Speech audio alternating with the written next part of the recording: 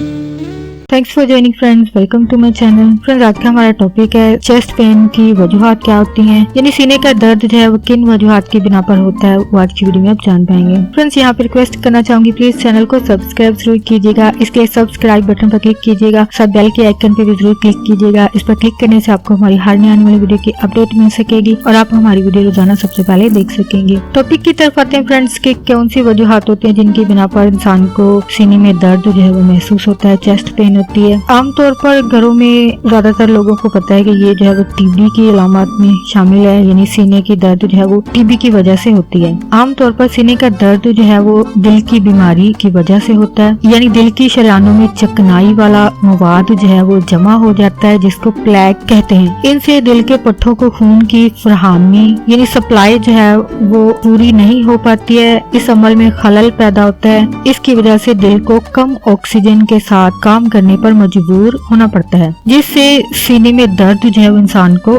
महसूस होती है। शरियानों में लोथड़ा या क्लॉट भी हो सकता है, यानी कम ऑक्सीजन के अलावा क्लॉट जो है यानी गोश्त का एक लोथड़ा सा बन जाना भी चेस्ट पेन सीने में दर्द की वजह बनता है, जो कि दिल के दौरे की वजह बनता है, सबब बनता है। इसके अलावा जो मजीद वजूहात होती हैं वो फेफड़ों की बड़ी शरियान में रुकावट होना, दिल का बढ़ जाना या दिल का मोटा हो जाना, दिल के वॉल का तंग हो जाना, अवर्टा की दीवार जो है फट जाना, जो जिस्म की सबसे बड़ी शरियान होती है, अगर ये फट जाती है तो ये भी दर्द की वजह बनता है। चेस्ट पेन सीने के दर्द जो है उसकी वजह बनते हैं। और फ्रेंड्स, आज का टॉपिक आपके लिए इन्फॉर्मेटिव और इंटरेस्टिंग रहा हो। मजीद अवेयरनेस और गाइड के लिए आगे फ्रेंड्स एंड फैमिली के साथ वीडियो को शेयर जरूर कीजिएगा, वीडियो को लाइक जरूर कीजिएगा, कॉमेंट जरूर कीजिएगा। अगर आपकी कोई क्यूरीज है, कोई क्वेश्चन इस टॉपिक के हवाले से, उसको कॉमेंट में जरूर लिखिएगा। अगर आपको किसी टॉपिक पर वीडियो चाहिए उसको भी जरूर लिखिएगा। आपका वीडियो देखने के लिए बहुत शुक्रिया।